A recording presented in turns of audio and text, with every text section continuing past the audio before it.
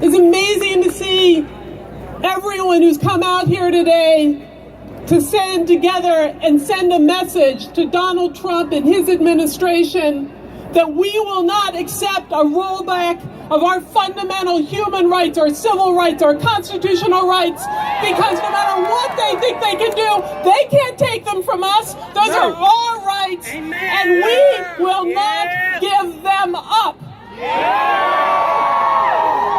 To get here today has been a fight. And as Brian said, we've litigated the right of the people to be along the inaugural parade route actually for now 16 years, starting with the 2001 Bush-Cheney inauguration. And what we're dealing with right now has been step after step of obstruction to access permanent space. I mean, think about that. The government is actually trying to stop and obstruct the ability for people to peaceably assemble in a permanent location. And they made that an obstacle. But we overcame that, and we're here.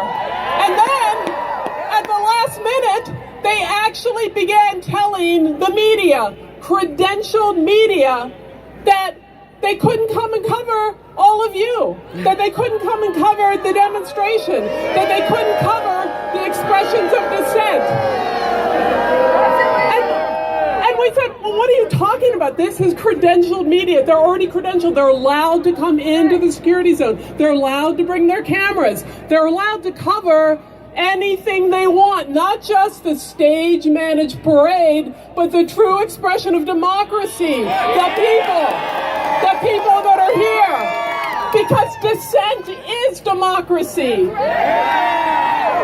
Democracy isn't just about a ballot box. Every struggle that we've waged, everything that we've won in our history has come because people have been in the streets. And we say you have the right to be in the streets.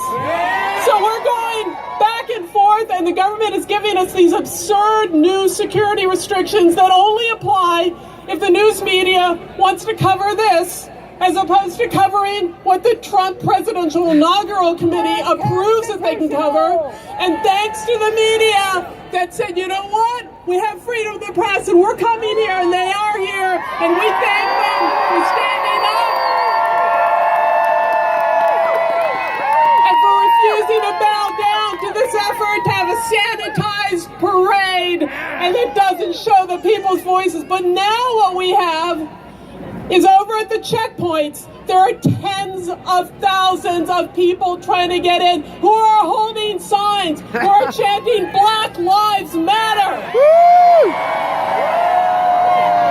And they're held back at these checkpoints because they've been doing these rolling closures. Now, the press is asking the Secret Service, and the Secret Service is saying, oh, we didn't close them. But we're talking to people, and we've seen closures. And then they open them, and then people are going to other checkpoints. So our sisters and brothers who are out here are trying to get in. We say to you, keep trying. You will get in here. Be diligent. We are here waiting for you. There are people trying to get in, and now we're getting reports of demonstrators who are trying to get in where a lane gets open for people that are showing their Trump supporters. Now, anyone that experiences that, we need to see it, we need to hear about it. I mean, we all know you cannot allow people to come in based on what you think, based on what you believe. You have the right to stand here no matter what you think. You have the right to stand here to tell Donald Trump exactly what you think of him. You have the right to stand here together and coming together to stand up and say, we will fight back. We will fight back. We will fight back. We will fight back. Thank you. Thank you, Maura. Our next speaker is from Veterans for Peace, Lou Wolf.